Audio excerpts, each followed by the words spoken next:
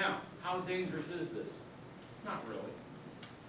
When we have compressed hydrogen in a vehicle for hydrogen fuel cells and things like that, first, when it comes out of those pressurized tanks, it comes out in a very strong jet. It hasn't mixed with air. If it doesn't mix with air, with oxygen, it can't light.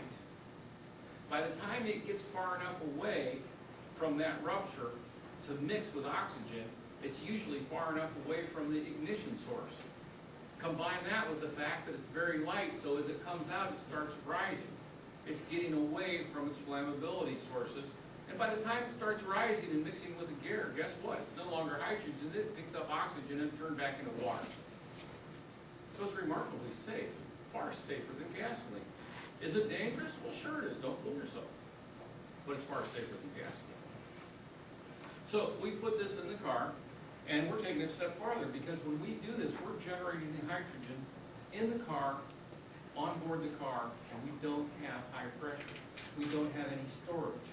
We're not keeping this around. As soon as we make it, we use it. So the danger is very, very small. I won't tell you it doesn't exist. There are ways that you can cause problems, and we have, okay? So that's part of the learning process, and we're going to share a little bit of that with you so you don't have problems, okay? But that's what our hydroxy gas is. Jules Verne, piece of trivia for you. In 1875, the water is the fuel of the future. Water by itself? No. But what we do with it, how we modify it, how we will change it, that's another story. Am I running an engine purely on hydroxy, hydrogen and oxygen gas? No. As a matter of fact, it's not the main fuel of the car. Gasoline is. But it's an enhancer. It helps the fuel burn more efficiently. The biggest thing with this is your emissions goes down. If you've got a car you can't pass an emissions checks, it's possible that you could build one of these and put it on there. And even if you don't get any improvement in fuel mileage whatsoever, which in some cars is possible, it's going to burn cleaner. And when it's burning cleaner and more efficient, it's using more of the energy out of the fuel, and that's why we get better fuel mileage. Not because we're burning the hydrogen, but because we're making the gasoline more efficient by using the hydrogen. And that's a big factor. That makes a big difference. Okay. Back in 1918, Charles Fraser received the first patent for a hydro booster. Water booster. Yeah. Found that a hydro booster design works best with low-grade fuels.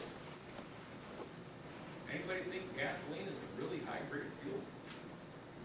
It works even better with diesel, kerosene, home heating oil. It can help any of these systems. We've found for many people working on this that it's really, really great with diesel, better than with gasoline engines. And when I say we, this is Mileageseekershho, George and Ralph. This is the IHHO-I, which is the International HHO Institute. It's a new organization. There's a lot of people from around the country that are starting to get involved in the IHHO-I. And what it is they're starting to set themselves up similar to something like SAE for automotive, or UL for electrical.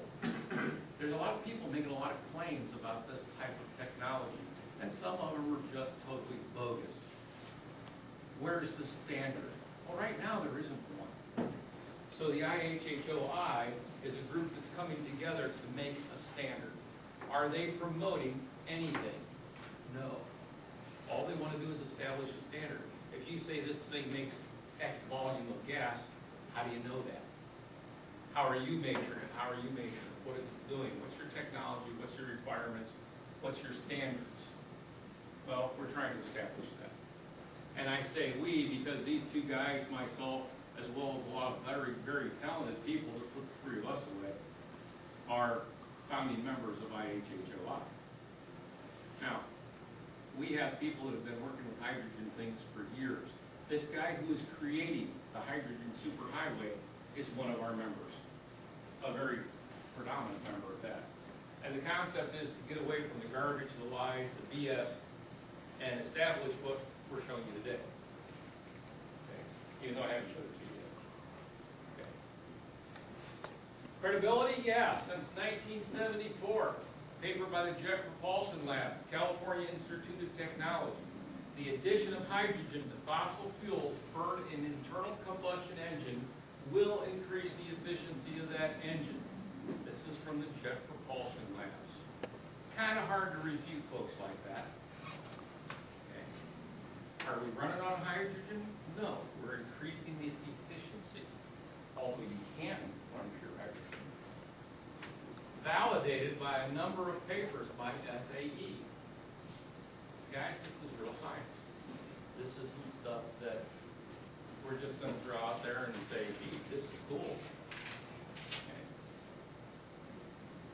There's a lot of study involved in this.